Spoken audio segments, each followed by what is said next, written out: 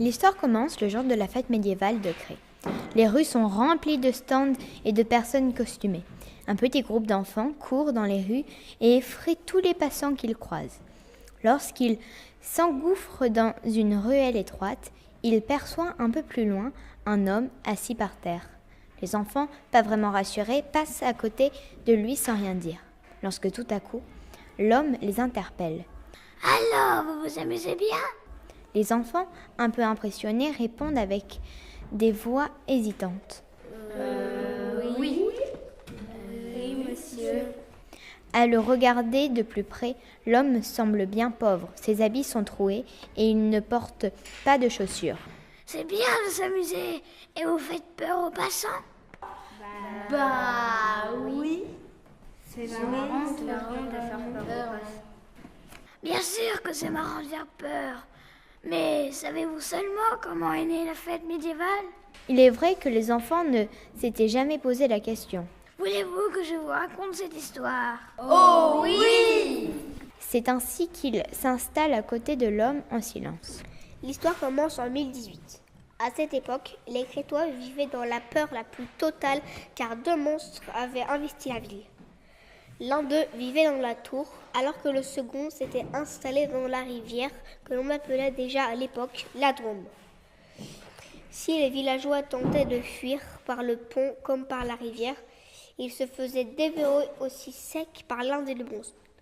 Bref, la situation semblait désespérée et comme souvent dans ce genre d'histoire, les seuls capables de résoudre cette situation sont les enfants. C'est ainsi qu'un jour, Eva et Théo décidèrent d'en finir.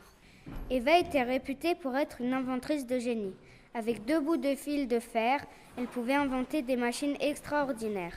Théo avait la capacité de convaincre les autres de le suivre dans ses aventures, que cela soit pour faire des bêtises comme pour sauver la ville de 2 terribles monstres. Leur plan était simple.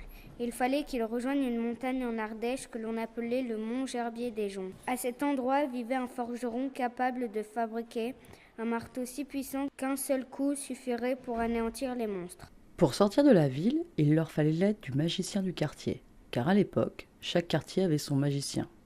Plus ou moins doué d'ailleurs. Je veux bien vous aider à sortir de la ville grâce à ma poudre magique.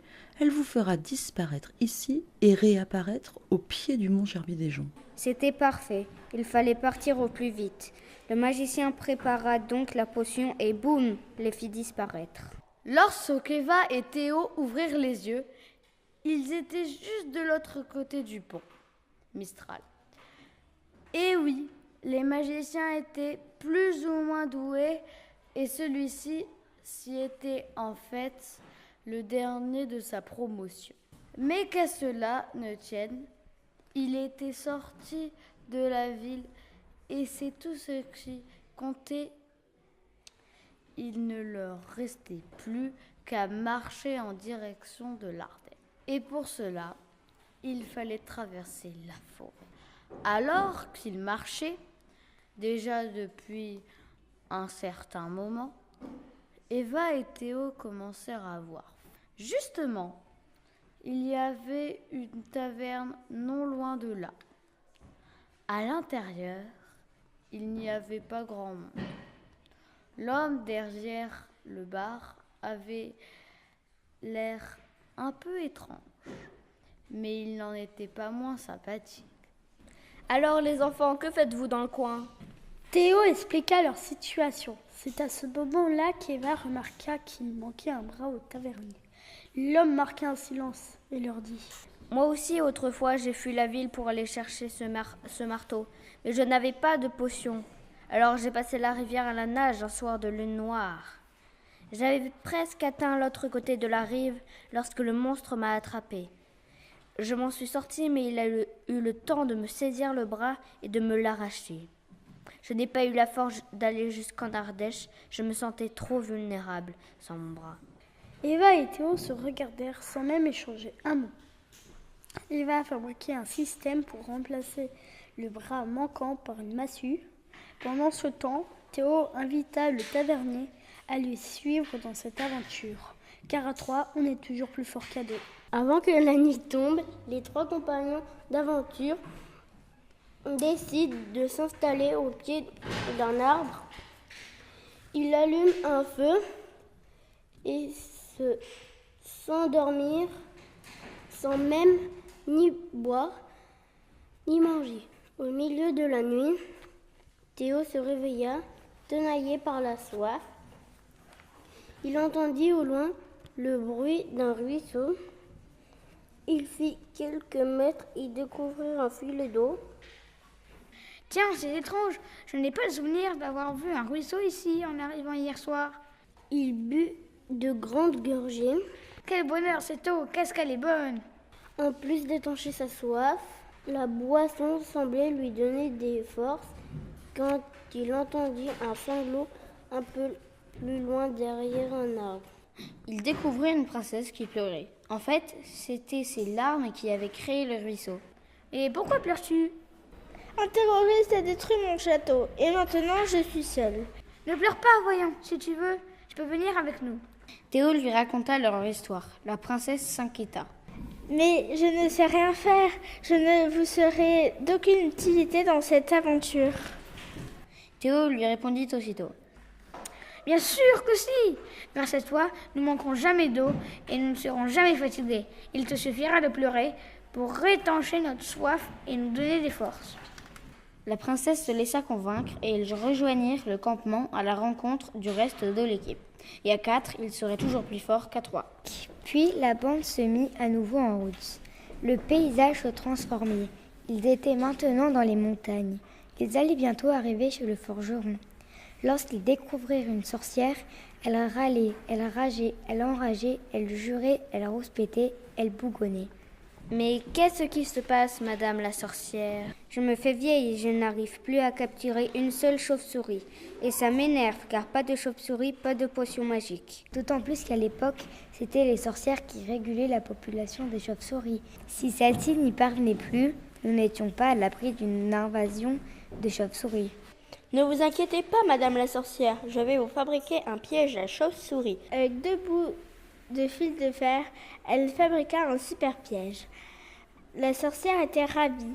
Elle ne râlait plus, elle ne rageait plus, n'enrageait plus, ne jurait plus, ne rouspétait plus et ne bougonnait plus. Comment puis-je vous remercier? Eva et Théo racontèrent leur histoire à madame la sorcière et à la fin, Théo lui dit: Nous avons besoin d'une potion magique qui nous permettrait de retourner directement à Cré, une fois que nous aurons récupéré le marteau chez le forgeron. Aussitôt demandé, aussitôt fait. La petite bande se remit alors en route avec dans leur poche la précieuse potion qui sera, on l'espère, plus efficace que celle du magicien. Enfin, ils arrivèrent au pied du mont Gerbier des Jonques. Le forgeron les accueillit et écouta avec attention tout le récit de notre petite bande. La taverne, blablabla, le bras, la princesse, la sorcière, les larmes, les chauves-souris, blablabla. Il se mit au travail pour fabriquer le marteau le plus solide qu'il n'ait jamais fabriqué. Cela dura une nuit et une journée tout entière, où le forgeron tapa, frappa l'acier et le modela un splendide marteau. La petite équipe remercia le forgeron. Ils absorbèrent la potion magique pour retourner à Cré, enfin de se débarrasser définitivement des 2 monstres qui semèrent la terreur depuis bien trop longtemps. Ils fermèrent les yeux et quand ils les ouvrirent, ils étaient sur le pont Mistral. La confrontation pouvait alors commencer. Le combat sera rude, car il fallait tout de même combattre 2 monstres. Ils décidèrent donc de mettre en place un plan stratégique. Eva s'activa pour fabriquer ce qu'il allait devenir une catapulte. Quand elle fut terminée, l'équipe se dirigea au milieu du pont avec la catapulte dans laquelle s'était installée la princesse munie du fameux marteau. Le tavernier porta alors un coup de massue sur le déclencheur.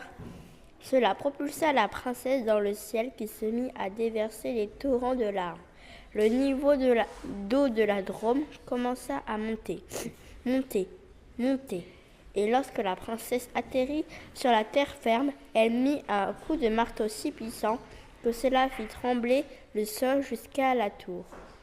Le monstre de la tour fut déséquilibré, tomba dans la rivière et les 2 créatures furent emportées par les eaux. La ville était enfin libérée. Depuis, c'est la fête, chaque printemps dans la ville. À cette occasion, ce sont les enfants qui font dorénavant peur aux villageois. Mais elle est super ton histoire. Mais ce n'est pas une histoire, ce sont des faits historiques. Bon, allez, il faut que j'y aille. L'homme était presque au coin de la rue lorsqu'un des enfants lui demanda. Et en fait, c'est comment ton prénom? Théo. Et il disparut dans les rues étroites et sombres de Cré.